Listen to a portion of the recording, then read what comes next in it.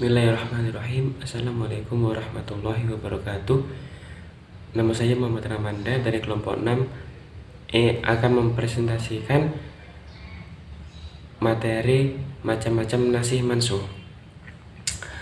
Pendapat ulama tentang nasah. Menerima adanya nasah. Ulama menerima adanya nasah berpendapat nasah adalah suatu hal yang dapat diterima akal dan telah pula terjadi dalam hukum-hukum syara. Berdasarkan dalil-dalil sebagai berikut. Nomor 1, perubahan Allah tidak bergantung pada alasan dan tujuan. Allah bisa saja memerintahkan sesuatu pada suatu waktu dan melarangnya pada waktu yang lain. Karena hanya Allah yang lebih mengetahui kepentingan hamba-hambanya. Yang kedua, menolak adanya nasah.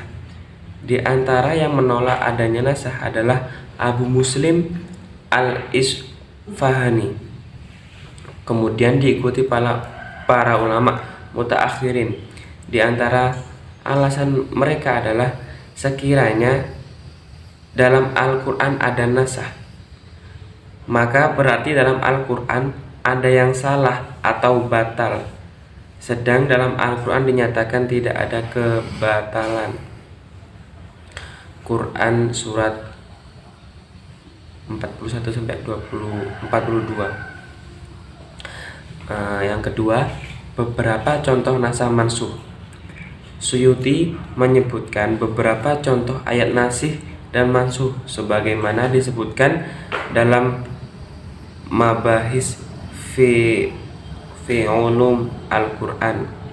Studi Quran juga terdapat dalam Al-Quran dan tafsir, yaitu firman Allah dalam surat Al-Baqarah ayat juz 2 ayat 115 yang berbunyi, kepunyaan Allah lah timur dan barat, maka kemanapun kamu menghadap, disitulah wajah Allah. Dan hikmah dari nasih mansuh, hikmah dibalik keberadaan ayat yang dicabut hukumnya di dalam Al-Quran, adanya pencabutan, pembatalan, atau revisi ayat. Nasih mansuh yang hanya dibatalkan hukumnya saja, sementara status ayatnya masih ada sehingga masih tercantum dalam kitab suci Al-Quran. Menurut ulama, memiliki hikmah yang penting untuk diketahui, masuk kategori penting sebab seorang muslim yang tidak mengetahui hikmah tersebut bisa terjerumus pada tindakan menghujat Al-Quran, sebab menganggap di dalam Al-Quran dianggap ada ayat yang tak lagi berguna. Sekian presentasi dari saya, kurang lebihnya mohon maaf.